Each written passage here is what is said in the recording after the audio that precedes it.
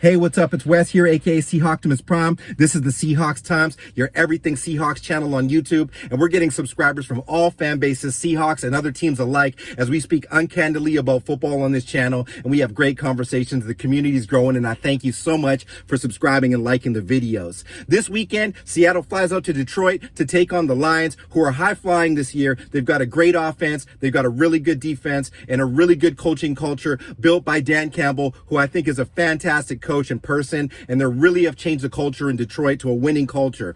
Now, the Lions come off of playing the Vikings in a tough game. I thought they should have won, but they got injury riddled during that game. We'll talk about that later. The Seahawks come off of a tough defeat against the Atlanta Falcons, who are better than advertised, great young talent, and Geno just wasn't able to close out the game, although he played another good game through three quarters, wasn't able to finish in the fourth quarter, and a lot of that isn't his fault alone, bad penalties, and just not able to tackle. So, let's get into this game. Going into the season, I had the Lions winning this game based on being healthy, or a healthy roster. Now, that's what I'll talk about right now. Look at this injury report for the Lions. It is disastrous. And I'm not saying that the Seahawks couldn't be competitive against the Lions in this game, but they don't have DeAndre Swift. They don't have Amon-Ra, the Sun God, St. Brown. You know, the other players that are their skill players are limited as well. Chark with an ankle. I think TJ Hawkinson has a foot, and they're also limping at a lot of other positions. That cannot be unspoken. I do not think a lot of their star players are going to play in this game on the offensive side of the ball, and that is major for Seattle, especially DeAndre Swift being out, because they're struggling against outside run and zone run. Not that Jamal Williams is a slouch at all,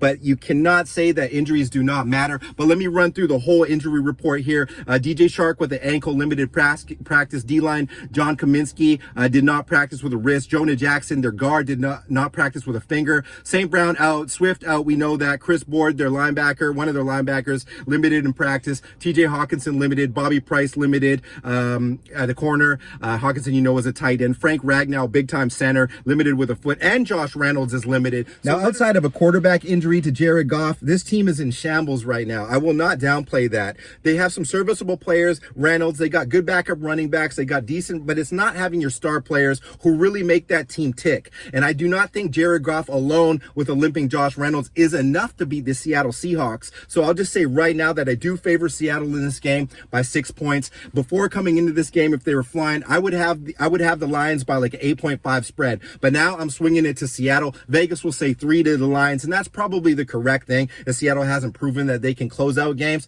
But this is really, really bad for the Detroit Lions, and you know, it's going to be really tough for them no matter how you think about the Seattle Seahawks, because the Seahawks are very healthy. Outside of Justin Coleman and I think Joey Blunt, who is technically a backup level safety to me, Coleman a backup corner, inside corner, the Seahawks are healthy. They're getting back Shelby Harris. They got a lot of juice going on right now, and they're learning how to use Mafe off of the edge as well. So this is going to be a tough game for Jared Goff and company. He's really going to have to get the ball out quick and get off of his spot, because Seattle's going to bring it. They're going to let Darrell Taylor be a pure pass rusher and let Mafe probably play on those running downs to try to quell some of the woes we've had at stopping the run. It's going to have to be a huge game from Jamal Williams on their side of the ball, and those B receivers for them are going to have to really be on their assignments, as you know, Woolen and Bryant improve our rookie corners, and you know, they're going to try to take advantage in this game. But nothing is easy for Seattle right now. They've got a lot going for them, but they also have a lot to learn in terms of being consistent through three quarters on both sides of the ball. So Seattle will try to look to get right in this game, maybe sneak one back from Atlanta, you know, a game in the NFC where they think they should have won.